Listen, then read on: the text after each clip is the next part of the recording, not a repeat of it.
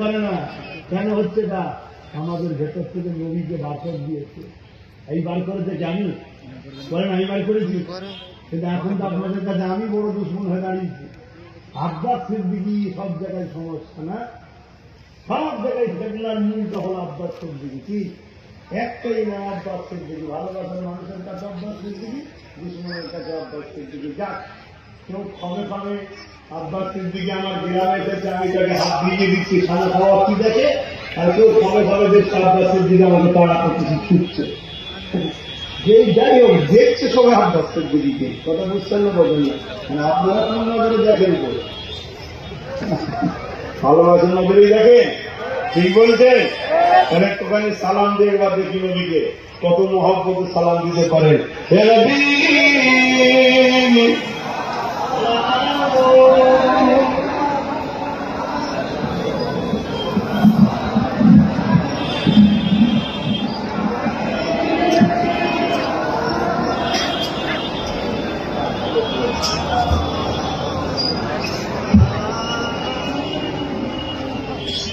কারা কারা ভালোবাসার নজরে দেখেন একটু হাত তুলুন কি ভালো ডাকলাম যখন এলেন না কেন?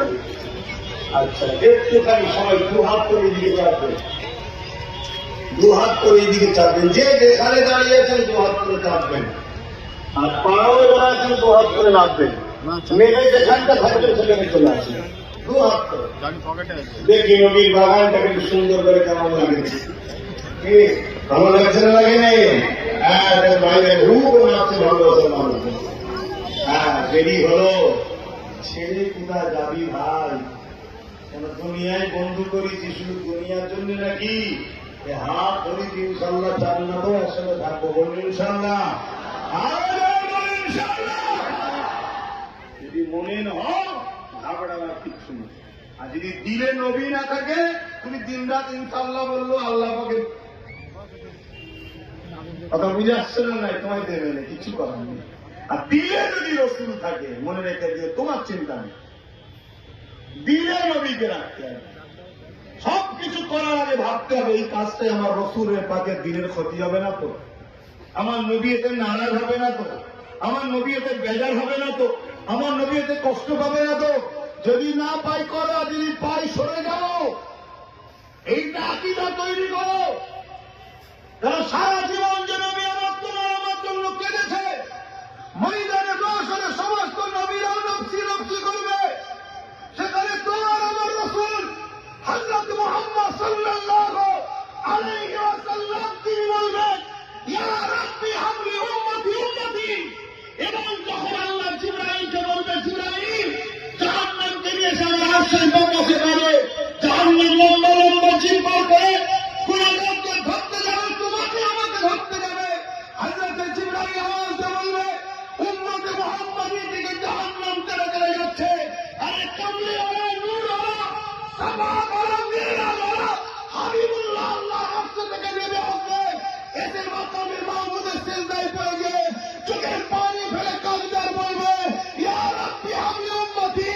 এত তারিফ প্রশংসা আল্লাহ করবে, আল্লাহ খুশি হয়ে যে বলবে, হাবিব আজ তো সেই দিন, ওরা সবাই উঠিকে রব্বুকা ফাতারদা, আর আপনার দোয়া কবুলের দিন। কি চান বলেন? রাসূল বলবেন, আল্লাহ জাহান্নামকে সরিয়ে দেন, আমার একটা উম্মত যেন জাহান্নামে না হয়ে যায়। বলুন সুবহানাল্লাহ।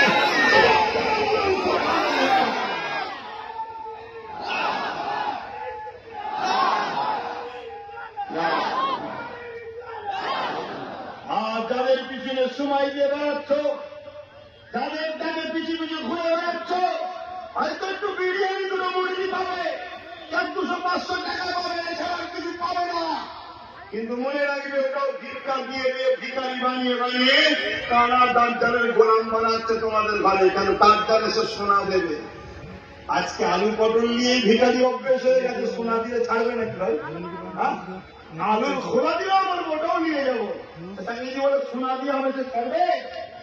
রসুলের পাককে ধরো, আমার একটাই মেসেজ, আমার নবীকে ধরো, আমার নবীকে প্রিয়ার করো, নবীর জীবনী ফলো করো, নবীকে মহব্বত করো, রাসূলুল্লাহর দ্বীনকে মজবুত করে ধরো। নবী পাক বলেছে, আমার উম্মত